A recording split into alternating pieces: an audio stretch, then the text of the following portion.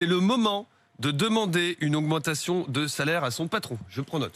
Alors, non mais d'abord, parce que vous allez tous, on va tous avoir besoin d'argent. La rentrée va être compliquée en termes de pouvoir d'achat. L'alimentation, on en a déjà parlé, avec les très mauvaises récoltes, les produits agricoles sont en hausse de 30%, donc l'alimentation au quotidien va augmenter. Les carburants, on est entre plus 15 et plus 20%. Depuis un an à cause de la hausse du pétrole. L'électricité, on a déjà des augmentations dans les tuyaux et sur le marché de gros, on est aux prix les plus élevés depuis 2008. Les catastrophes naturelles vont faire augmenter les prix des assurances. Le prix du fret multiplié par 4 fait que tous les produits qu'on achète en Asie, etc., vont nous coûter plus cher. Je vous fais cadeau de la hausse de 2-3 euros de l'abonnement Netflix. Moi j'ai appris ça ce matin. C'est symbolique, mais enfin quand même, c'est quand même, voilà, vous passez quand même de, ça fait des hausses de 10-15%. Hein.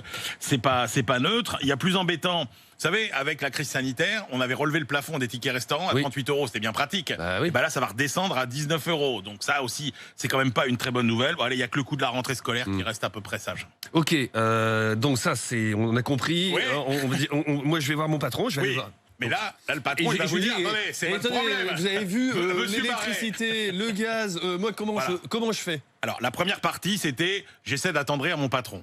Voilà. La deuxième partie, c'est que vous avez aussi des arguments qui font que cette fois-ci, il va peut-être devoir vous écouter avec plus d'attention que d'habitude.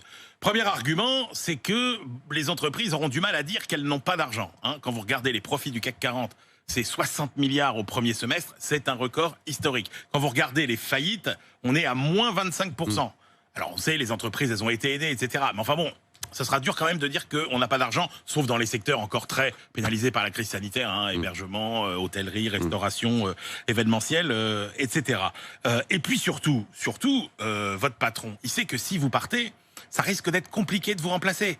On n'a jamais eu autant d'entreprises qui ont du mal à recruter. Une entreprise sur deux en France, dans certains secteurs, c'est 45, 50, 60% des entreprises qui ont du mal à recruter. Donc si vous partez, ça va être difficile. Donc vous dites à votre patron, attendez, réfléchissez bien. Et avec tout ça, combien on demande, pardon.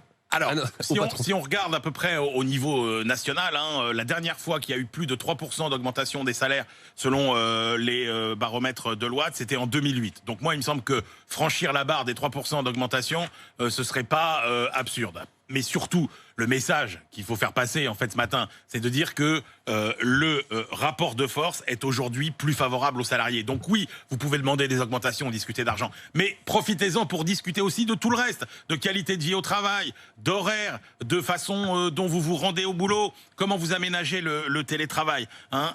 Le patron, il sera gagnant aussi. L'idée, c'est que les salariés qui sont plus heureux, c'est les salariés plus motivés, qui bossent mieux. Et c'est ça le vrai dialogue social, c'est quand tout le monde y gagne.